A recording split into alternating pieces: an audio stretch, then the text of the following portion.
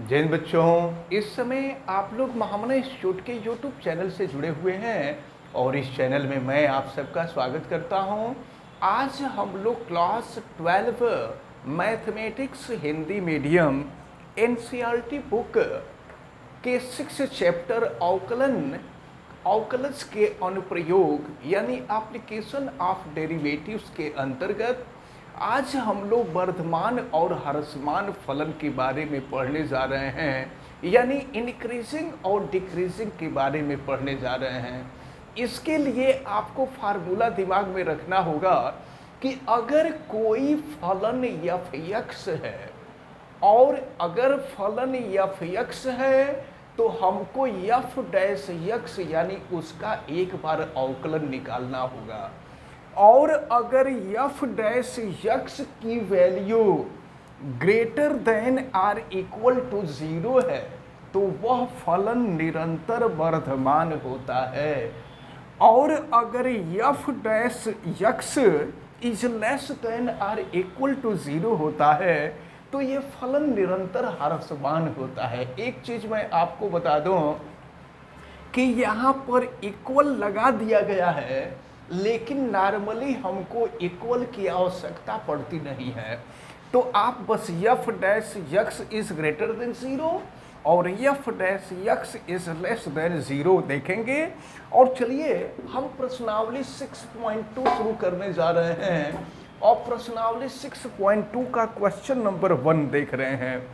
सिद्ध कीजिए कि आर पर, आर का मतलब रियल नंबर के लिए, वास्तविक संख्याएं के लिए, सिद्ध कीजिए कि आर पर, तो यहां हम लोगों को देखना है कि सिद्ध कीजिए कि आर पर, आर का मतलब रियल नंबर यानी वास्तविक संख्याओं के लिए F X equal to 3x + 17 से प्रदत्त फलन वर्धमान है। ये आपको सिद्ध करना है।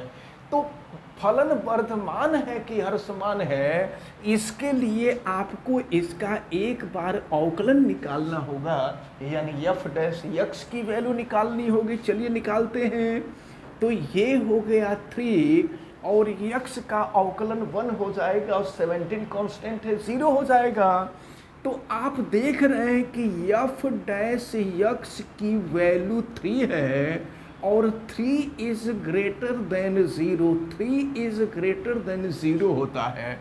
तो जब 3 F dash X is greater than 0 हो जाएगा तो अब हम यहाँ पर कह देंगे कि अतः फलन निरंतर वर्धमान है, निरंतर वर्धमान है।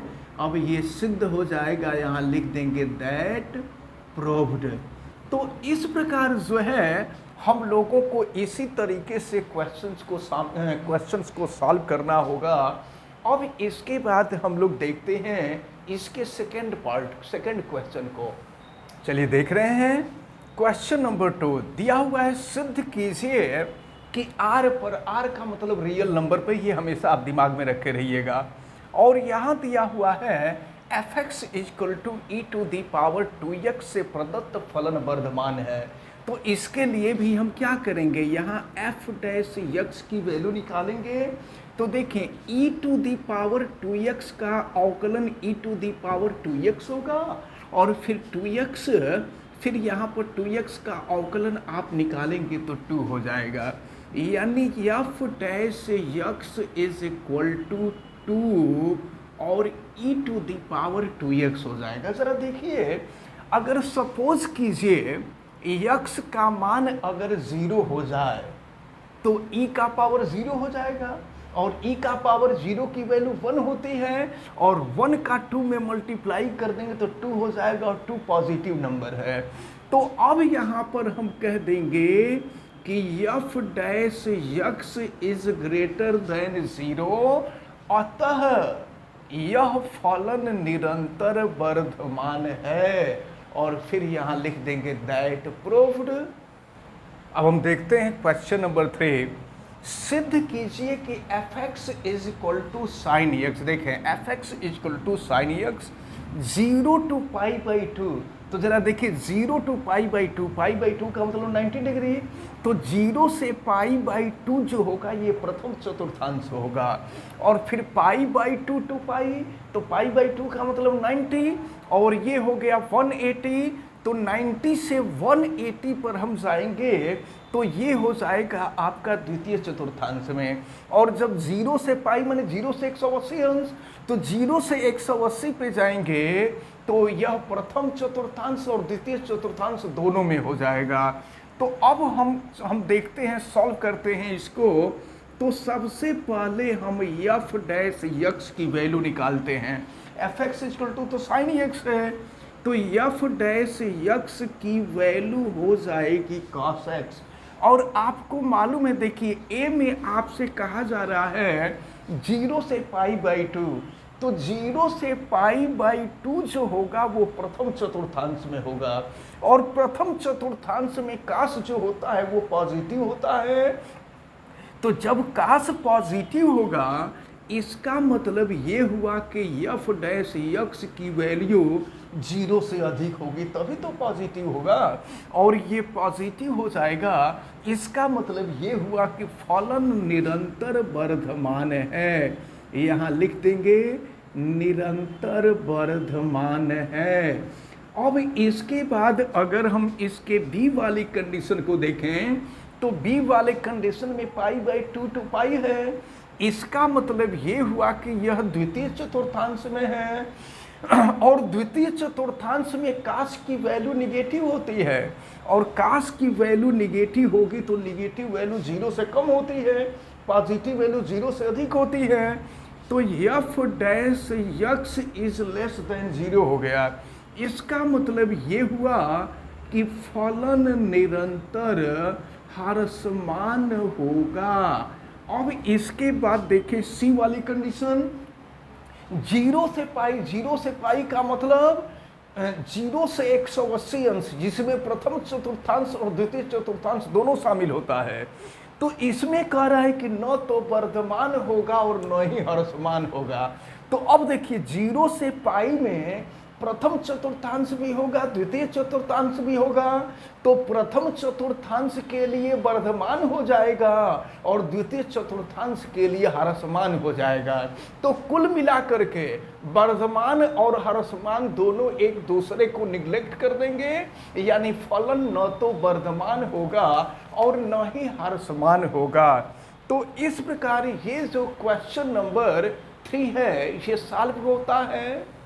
अब हम लोग क्वेश्चन नंबर 4 को देखते हैं। क्वेश्चन नंबर 4 में दिया हुआ है F X equal to 2x square minus 3x, और इसका अंतराल ज्ञात करना है कि किस अंतराल में यह फलन वर्धमान होगा और किस अंतराल में यह फलन ह्रासमान होगा, यह हम लोगों को देखना है।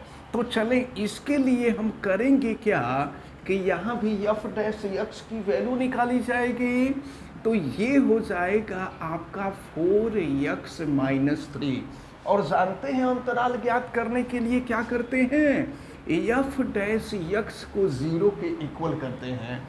तो जब 0 के इक्वल करेंगे तो 4x माइनस 3 इजकल टू 0, तो 4x इजकल टू 3, तो x इजकल टू हो जाएगा 3/4। अगर हम संख्या रेखा को देखें तो देखें संख्या रेखा पर अगर हम 3/4 को यहाँ दिखाते हैं तो ज़रा ध्यान दीजिएगा, इधर के तरफ संख्या रेखा पर जो सबसे निम्नतम मान होता है वह माइनस इनफाइनाइट होता है, और जो सबसे अधिक मान होता है वो प्लस इनफाइनाइट होता है। तो देखिए यहाँ दो अंतराल मिल रहा है, एक अंतराल माइनस इनफाइनाइट टू 3/4 मिल रहा है और दूसरा अंतराल मिल रहा है 3/4 टू प्लस इनफाइनाइट।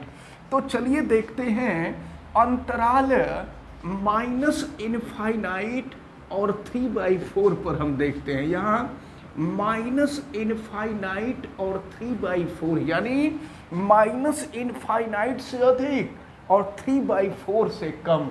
तो 3/4 से कम कोई संख्या ले लीजिए उदाहरण के लिए।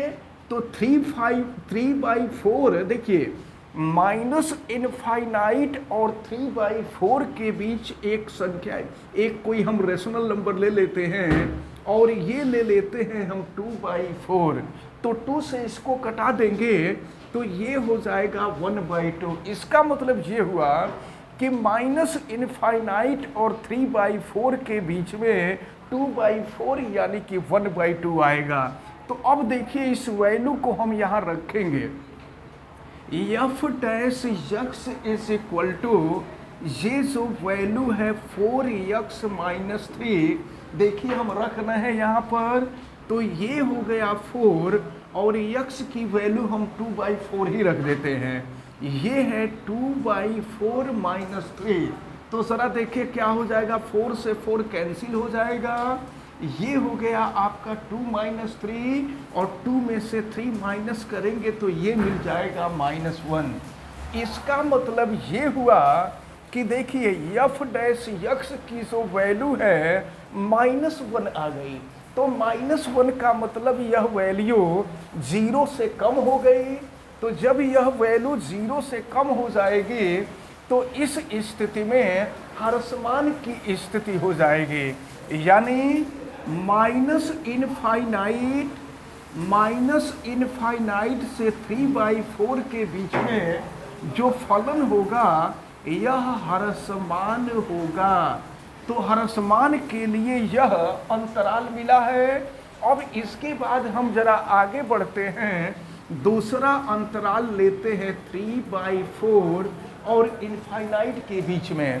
तो अगर कोई संख्या हम 3/4 और इनफाइनाइट के बीच में ले लेते हैं, तो 3/4 से बड़ी संख्या लीजिए, तो 3/4 से बड़ी संख्या हम ले लेते हैं 4/4 जिसकी वैल्यू 1 आ जाएगी। तो अब हम रखते हैं एफ डैश यक्स में, तो देखें एफ डैश यक्स की जो वैल्यू आपने देखा है, यहाँ लिखते हैं एफ डैश यक्स की जो वैल्यू है ये है आपका 4x माइनस 3।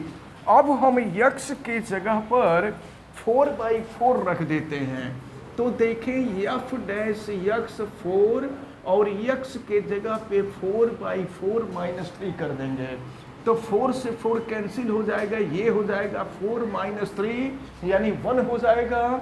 तो 4 माइनस 3 1 होगा, तो यहाँ पर एफ डैश यक्स की जो वैल्यू आ रही है 1 आ रही है, और 1 जो है एफ डैश यक्स ये 1 आ रही है, और ये वैल्यू जो है 0 से अधिक है, F dash X is greater than 0। तो इस प्रकार यहाँ आप देख रहे हैं कि ये वैल्यू 0 से अधिक आ रही है, इसलिए ये जो अंतराल होगा इस अंतराल पर फलन जो है वर्धमान हो जाएगा। तो आपसे यही अंतराल पूछा जा रहा था कि वह अंतराल बताइए जिस पर फलन वर्धमान हो जाए, और वह अंतराल बताइए जिस पर फलन ह्रासमान हो जाए।